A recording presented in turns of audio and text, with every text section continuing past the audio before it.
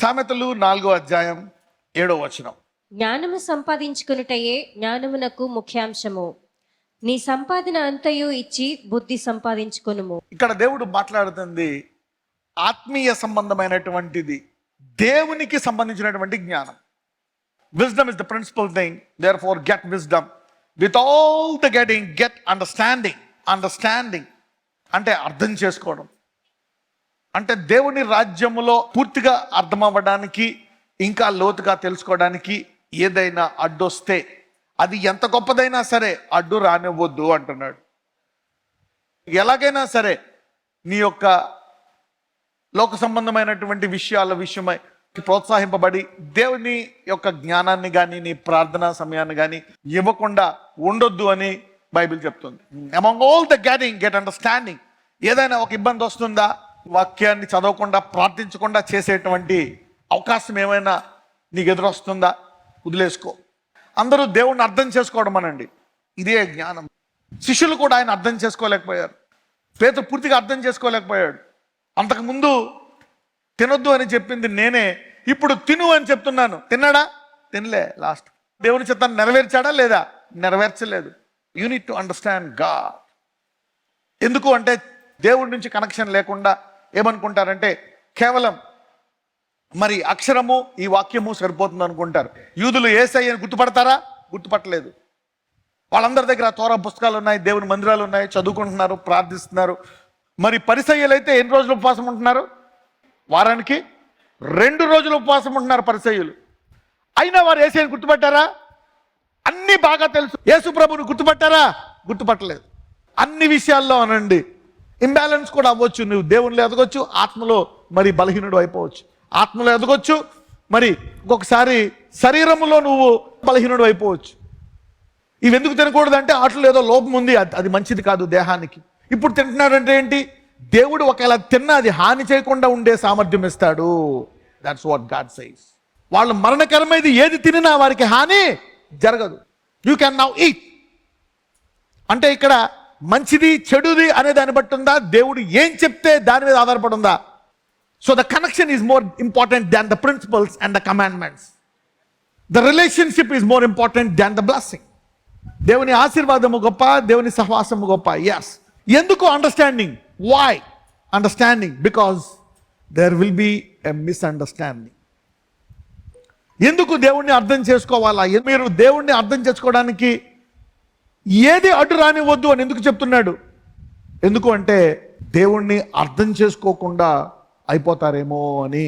దేవుణ్ణి తప్పుగా అర్థం చేసుకోవాలని ఆయన మీద ఏదో ఒక నేరం వేసో ఏదో ఒక లోపము చూపించో దేవుడి నుంచి దూరము చేద్దామని అపవాది ఏదేని తోట నుంచి పన్నాగం పన్నుతున్నాడు. ఏదో ఒక మాట, దేవుడు ఇలాగన్నాడా, దేవుడు తినొద్దన్నాడా? ఇప్పుడు అంతే. అపవాది ఇప్పుడు ఈ లోకాన్ని తప్పుగా నడిపించాలంటే ముందు వాడి కేంద్రీకరణ ఎవరి మీద ఉంటుంది? సంఘం. ఎందుకంటే దేవుడి ప్రకారము ఎవరు వెలుగై ఉన్నారు? ఆయన బిడ్డలు. ఎవరు ఉప్పై ఉన్నారు? ఆయన బిడ్డలు. అందుకని among all the getting and understanding don't trade this.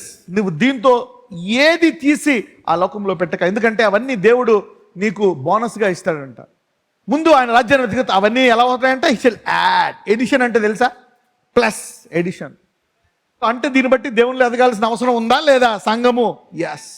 అది ఎలా సాధ్యం అంటే దేవునిలో ఎదుగుట ద్వారా మాత్రమే సాధ్యం. You need to listen and here from God. That's how God will bless you. Abraham ఆశీర్వాదం అంటే అదే. అపార్థము చేసుకోకుండా ఉండడం కోసమని నీకు జ్ఞానము కావాలా? దేవుణ్ణి పూర్తిగా అర్థం చేసుకోవడం కోసమని మనకేం కావాలా? జ్ఞానము కావాలా? ఒక వ్యక్తి గురించి చూద్దాం. మత్తయి సువార్త 25:24-26. తరువాత ఒక తలాంతు తీసుకుని వాడును వచ్చి, అయ్యా, నీవు విత్తని చోట కోయివాడవును, చల్లని చోట పంట కూర్చుకొని వాడవునైనా కఠినుడువని నేను ఎరుగుదును. కనుక నేను భయపడి వెళ్ళి నీ తలాంతును భూమిలో దాచిపెట్టి తిని, ఇదిగో నీది నీవు తీసుకొనుమని చెప్పాను. అతని యజమానుడు వానిని చూచి, సోమరివైన చెడ్డదాసుడా, నేను విత్తని చోట కోయవాడను, చల్లని చోట పంట కూర్చుకొని వాడనని నీవెరుగుదువా? అట్లయితే నీవు నా సొమ్ము సాహుకారుల వద్ద ఉంచవలసి ఉండెను, నేను వచ్చి వడ్డీతో కూడా నా సొమ్ము తీసుకొని ఉందినే అని చెప్పి ఆ తలాంతును వాని యొద్ద నుండి తీసివేసి 10 తలాంతులు గలవానికి ఇయ్యుడి. ఇయ్యుడి. 24కి వెళ్దాం. తర్వాత 1 తలాంతు తీసుకునే వాడు వచ్చి, నీవు విత్తని చోట కోయివాడవు, చల్లని చోట పంట కూర్చుకునే వాడవు, నై కఠినుడవని నేను ఎరుగుదును. దేవుడు అంట అందరినీ పిలిచి కొన్ని తలాంతులు ఇచ్చాడంట. ఒకరికేమో 10 తలాంతులు ఇచ్చాడు, ఒకరికేమో 5, ఒకరికి 3 అలాగ తలాంతులు ఇస్తే ఇతనికి 1 ఇచ్చాడంట.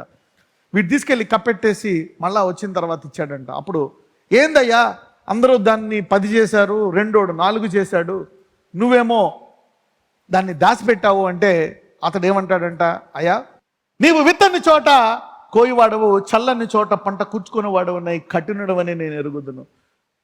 ఇతడు దేవుని గురించి కరెక్ట్గా అర్థం చేసుకున్నాడా, అర్థం చేసుకోలేదా? ఇతనికి దేవుడు తెలుసా తెలీదా? తెలుసు. 100% పేతురులాగా అతను మొత్తం విడిచిపెట్టి వెంబడిస్తున్నాడు, అన్ని వదిలేశాడు.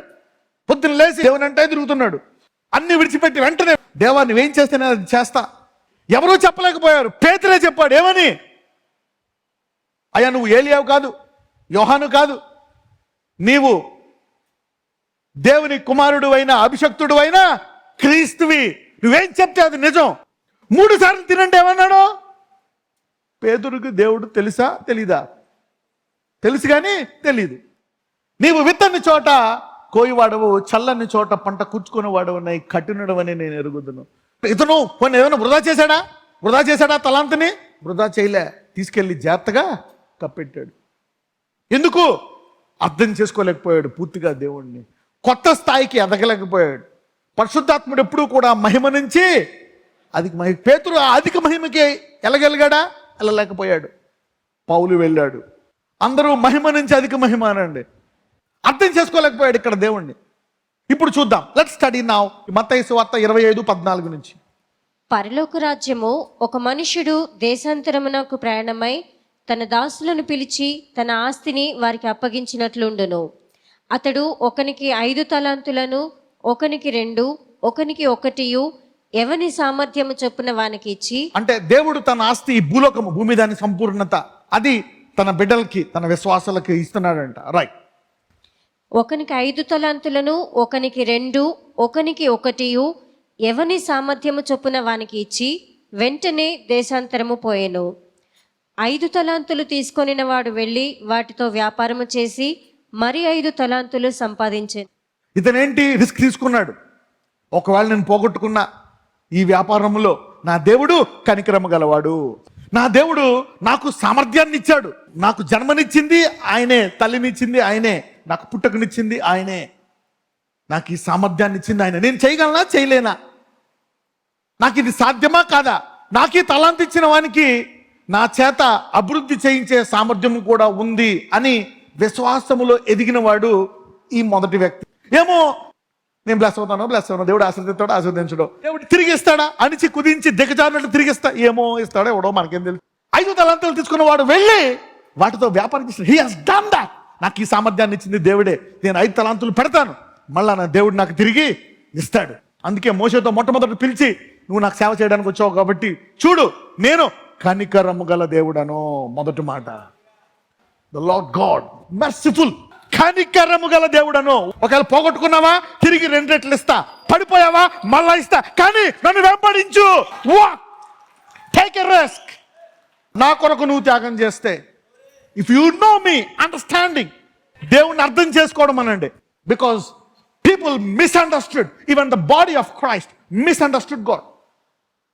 శిష్యులను అంటాడు, ఇంతకుముందు జాగ్రత్తగా ఉండండి, ఏది పడితే తినవద్దు, ఇప్పుడు మరణకరమైన ఏది తాగినా సరే, ఏ ఒకళ్ళు పెట్టినా తినే, అదేం కాదు అంటున్నాడు. అందుకనే దేవుడి నుంచి వినే అవకాశము, విని చేస్తా. అందరూ చెప్పండి, విని చేస్తాను.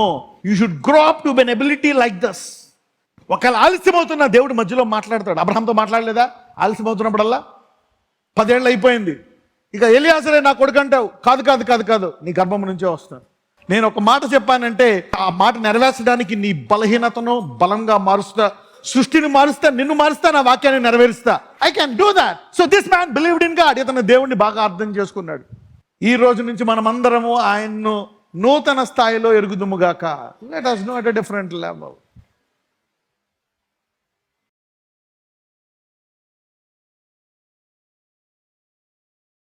మయా ఈ రోజు నుంచి లార్డ్ జీసస్, మనసులో అనేక బంధకాలు ఉన్నాయి. ఎవరి కోసమో నేను బతకను నాయన, నీ కనికరమును తెలుసుకోవడం కోసము, నీ ప్రేమ యొక్క లోతు ఎత్తు తెలుసుకోవడం కోసము, నీ పునరుద్ధాన శక్తితో సామర్థ్యం ఎరగడానికి. Lord, I want to know you more from today. I need to know your will. నా పట్ల నీ చిత్తము ఏమయ్యిందో నాతో మాట్లాడు.